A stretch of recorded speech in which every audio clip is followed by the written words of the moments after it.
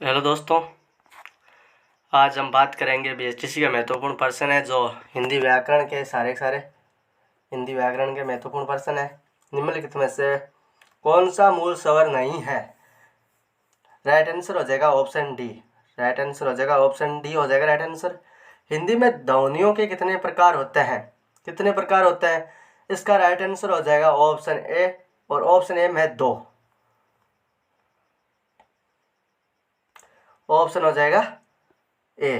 तो प्रश्न नंबर 3 है। प्रश्न नंबर 3 है, मात्रा के आधार पर स्वर कितने प्रकार के होते हैं? तो इसमें राइट आंसर हो जाएगा ऑप्शन बी। ऑप्शन बी है, इसमें 3 है और मात्रा के आधार पर स्वर 3 प्रकार के होते हैं। और एक स्वर एक से अधिक वर्णों के मेल को क्या कहते हैं? इसका राइट आंसर हो जाएगा ऑप्शन सी। ऑप्शन सी है व्यंजन। व्यंजन हो जाएगा। तो प्रश्न नंबर 5 है।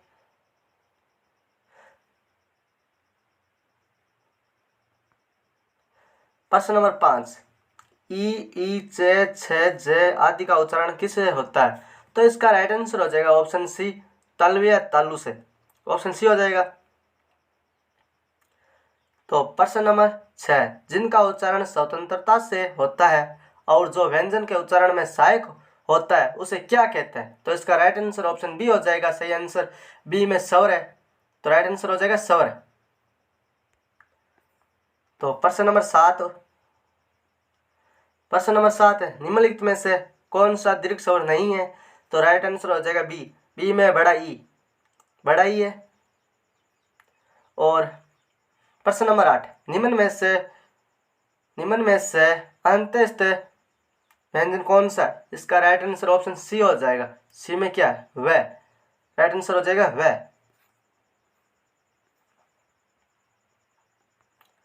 प्रश्न नंबर 9, प्रश्न नंबर 9 है, हिंदी भाषा में कुल कितनी लिपियां हैं? इसका राइट आंसर हो जाएगा ऑप्शन सी। ऑप्शन सी में क्या है? 52 है, तो 52 हो जाएगा।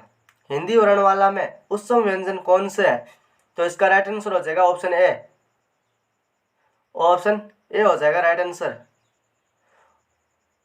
तो प्रश्न नंबर 11, प्रश्न नंबर 11 है, यह रे ले व को कौन सा व्यंजन कहते हैं? तो इसका राइट आंसर हो जाएगा बे। बे में अंत्यस्थ व्यंजन। निम्नलिखित में से कौन सा उत्तम व्यंजन है? तो इसका राइट आंसर हो जाएगा ऑप्शन है ए में है। तो अगला प्रश्न नंबर 13 है, जबकि एक ही ध्वनि का द्वितीय हो जो जाए तो वह क्या कहलाता है? तो इसका राइट आंसर ऑप्शन बी हो जाएगा युग्म ध्वनियां। प्रश्न नंबर 14, अनुस्वार किसका कार्य करता है? तो इसका राइट आंसर हो जाएगा ऑप्शन सी। सी में हो जी पंचम वर्ण।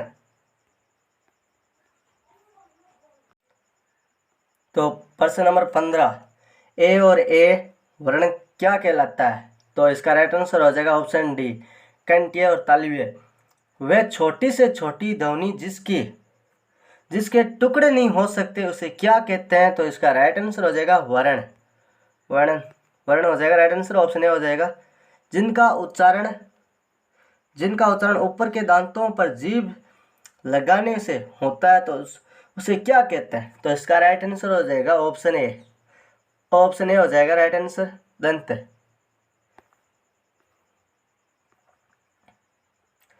प्रश्न नंबर 18, किसी वस्तु को व्यवहार में लाना इसका आशय किस शब्द का है? तो इसका राइट आंसर हो जाएगा ऑप्शन सी, प्रयोग।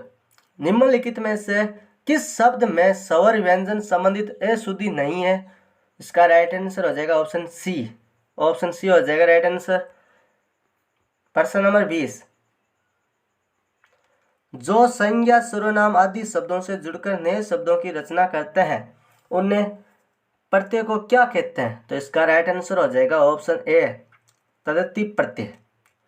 ऑप्शन ए हो जाएगा राइट आंसर। जिस समास में पूर्व पद गौण हो तथा उत्तर पद प्रधान हो उसे कौन सा समास कहते हैं? तो इसका राइट आंसर हो जाएगा ऑप्शन डी। ऑप्शन डी हो जाएगा तत्पुरुष। प्रश्न नंबर 22 है, जो सर्वनाम संज्ञा शब्दों को मेल से बनते हैं उन्हें क्या कहते हैं? तो इसका राइट आंसर हो जाएगा ऑप्शन सी, और सी में संयुक्त सर्वनाम। जिस क्रिया से संचालित व्यापार का फल कर्ता को छोड़कर कर्म पर पड़ता है तो उस कौन सी क्रिया कहते हैं? तो इसका राइट आंसर हो जाएगा सकर्मक क्रिया, ऑप्शन बी हो जाएगा। निम्नलिखित शब्दों में से कौन सा शब्द संबंधवाची है? तो देवी हो जाएगा सी। क्रिया के जिस रूप से क्रिया निष्पादन के समय का ज्ञान हो उसे क्या कहते हैं? तो काल कहते हैं। इसका राइट आंसर हो जाएगा काल। वाक्य में प्रयुक्त शब्द में परस्पर सामंजस्य को कहते हैं। प्रश्न नंबर 26 है, इसका राइट आंसर हो जाएगा अन्वय। प्रश्न नंबर 27 है, निम्नलिखित में से कौन सा शब्द पर्यंत और उच्चारण के आधार पर व्यंजन का वर्गीकरण नहीं है?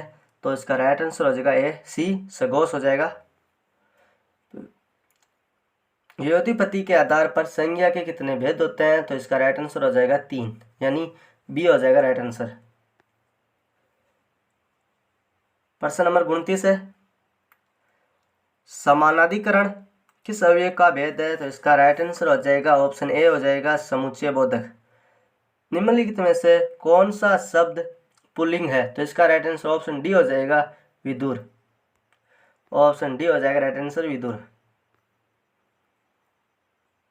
जिस वाक्य में दो या दो से अधिक स्वतंत्र उपवाक्य हो और योजक द्वारा जुड़े गए उसे क्या कहते हैं? तो इसका राइट आंसर हो जाएगा ऑप्शन सी, सी में संयुक्त वाक्य। बोली का क्षेत्र जब थोड़ा विकसित हो जाता है और उसमें साहित्य की रचना होने पर वे क्या बन जाता है? तो उपभाषा हो जाती है। तो इसका राइट आंसर ऑप्शन बी हो जाएगा। तो अगला प्रश्न नंबर 33 है, बीएसटीसी के सारे महत्वपूर्ण प्रश्न है। जिन ध्वनियों की गणना न स्वर में की जाती है न व्यंजन में उसे क्या कहते हैं? तो अयोगावा कहते हैं। ऑप्शन डी हो जाएगा राइट आंसर। स्वर तंत्रियों के आधार पर व्यंजनों को कितने वर्गों में बांटा जाता है या बांटा गया है? इसका राइट आंसर हो जाएगा ऑप्शन बी, यानी 2। प्रश्न नंबर 35 है, भाववाचक संज्ञा कितने प्रकार के शब्दों से बनती है? तो इसका राइट आंसर हो जाएगा ऑप्शन सी, 5 प्रकार हो जाएगा राइट आंसर। वर्णमाला में स्पर्श व्यंजनों की संख्या कितनी होती है? तो 25 होती है।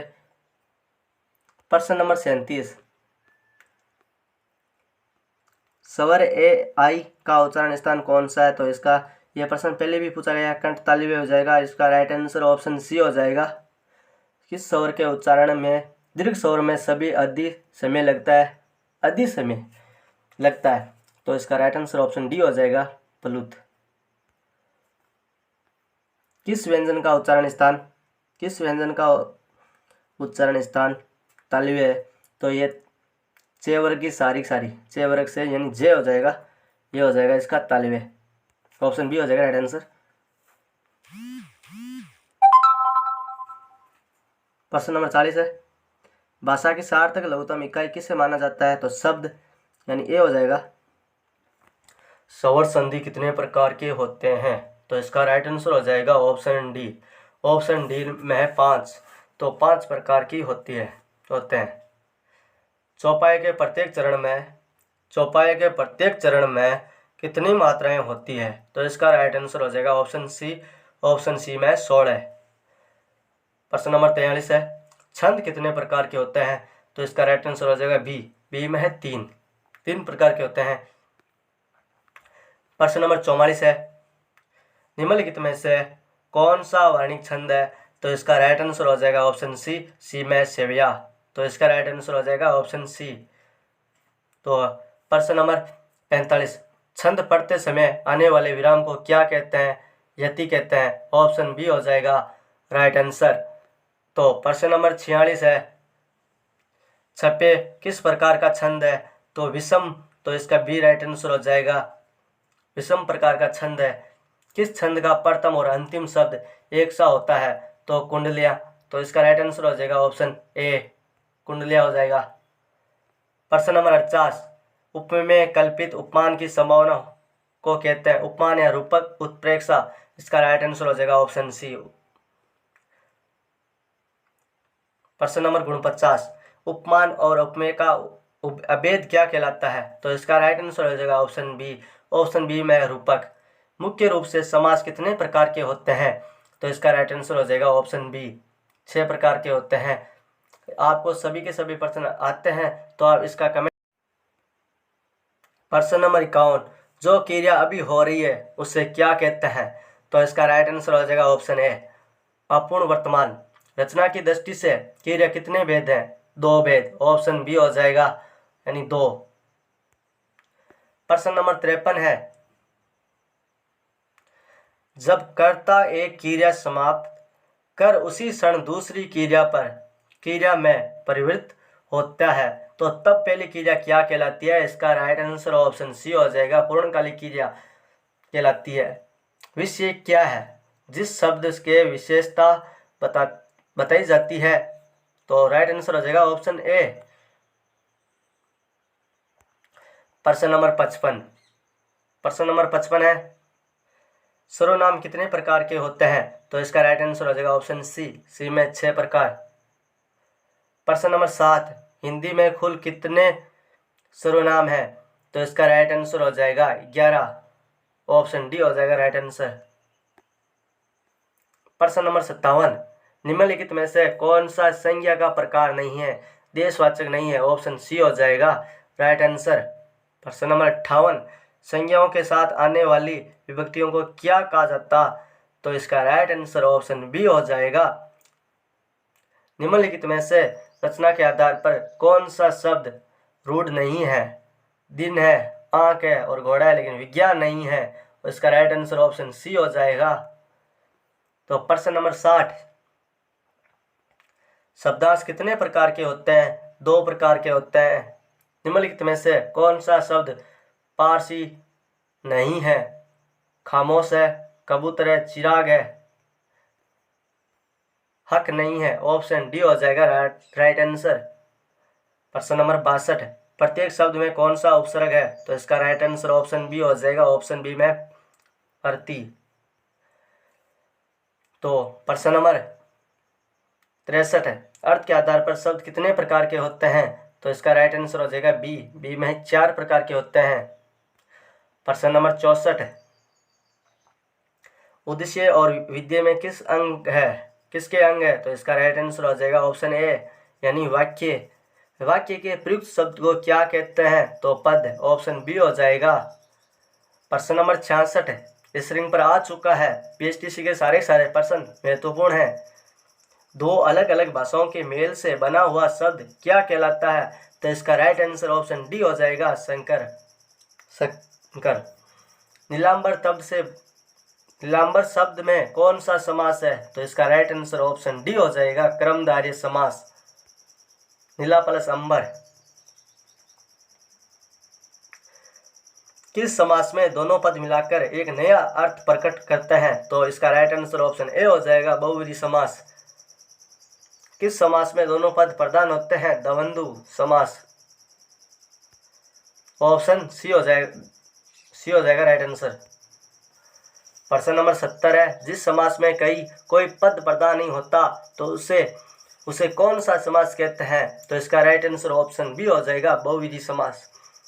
तो प्रश्न नंबर 71 है, विशेषण और विशेष्य के योग से कौन सा समास बनता है? तो कर्मधारय समास बनता है। राइट आंसर ऑप्शन बी हो जाएगा। निम्नलिखित में से कौन सा समास नहीं है? तो इसका राइट आंसर हो जाएगा ऑप्शन बी, कर्मधारय समास नहीं है। लिखने में से थोड़ी सी गलती हो चुकी है, समास नहीं है, इसमें समास पूछा है, कर्म कारक समास नहीं है, यानी ऑप्शन बी नहीं है। यानी समास पूछा है मैंने, कर्म कारक समास है नहीं है। अव्ययभाव समास है, द्वंद्व समास है, बहुव्रीहि समास है।